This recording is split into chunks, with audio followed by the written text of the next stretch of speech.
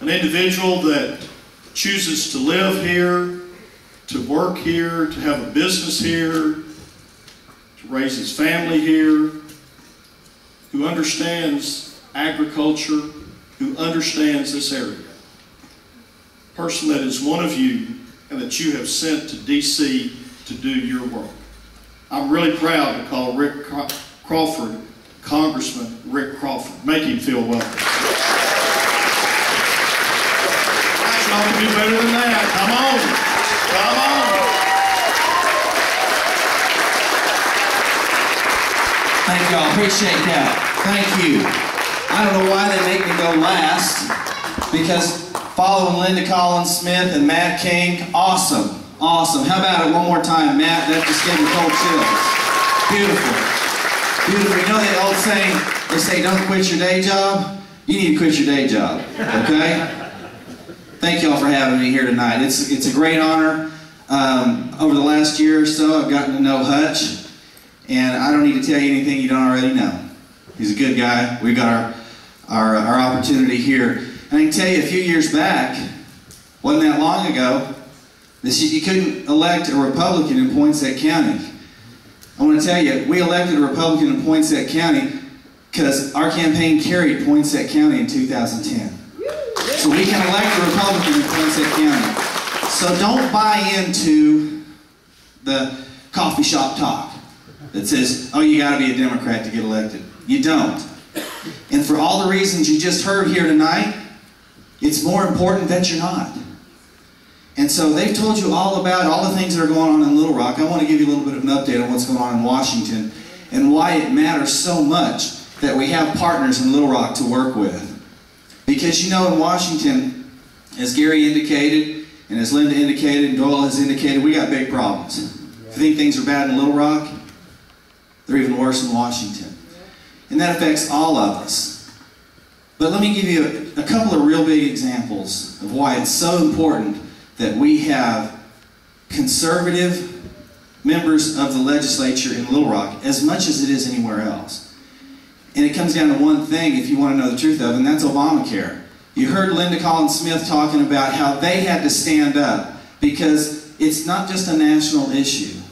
What we saw last time around, or last year, was the implementation of the exchanges. Well, our state wanted to be the first, wanted to be the blueprint, the template for implementation of Obamacare. And so they didn't ask you if you wanted that. They just went about doing it. These folks here will stand in the way. Now, we're not done with that, because as you know, the Supreme Court weighed in earlier this year, and they said Obamacare is constitutional.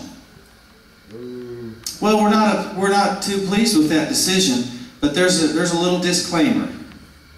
And they did not weigh in on whether it was sound policy.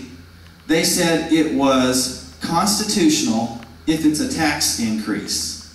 So as a tax provision, it passes constitutional muster. So it sounds to me like we've got a little crisis of conscience if you're one of the Democrats in Washington. And that is, did we just put the biggest tax increase in American history on the American people? Or is this not a tax increase? Because if we did, then we've got some explaining to do. That we just raised taxes the biggest in history. And if it's not constitutional. We got a little problem. But one of the things that the Supreme Court said, that if you're going to do the Medicaid expansion, there has to be an opt-out. So now Obamacare becomes a state issue again. So they got to expand Medicaid, they think. So Obamacare is another expansion, and the states have the opportunity to opt out. Now, we had 22 states that signed off on the lawsuit challenging the constitutionality of Obamacare. So we figure that 22 to 25, maybe 26 states will say no on that Medicaid expansion. But do you think Arkansas will say no? No. Not if you don't elect the right people. These are our partners. These are the folks that we rely on. So that's Obamacare. Let me talk about some other things that may be a little simpler that you don't really think about. That's transportation reauthorization. I was on the conference committee that reauthorized the transportation bill. very, very important to all the states, particularly to Arkansas, particularly the 1st District, transportation and agriculture. That's the mainstay of the 1st District. I'm on both of those committees in Washington in the House of Representatives. But, you know, we don't have the ability to earmark. And, you know, the transportation bill historically has been one big earmark, and that's how you got people to vote on it, was that each member of Congress could bring something back to their district. And that's what members of Congress are supposed to do. I believe they're supposed to do it responsibly and transparently. But they are supposed to advocate for their district to make sure that we have the infrastructure improvements and the investments that keep us on a level playing field, right? We don't have the ability to earmark anymore. So we send the money back to the states. If we don't have these partners in place, we don't have the oversight at the state level that we need. You need a state representative that you can trust that will oversee the application and administration of those funds that are brought back, federal dollars brought back to Arkansas. So that's why it's important that we have this working relationship between your representative in Congress and your representatives here in Arkansas.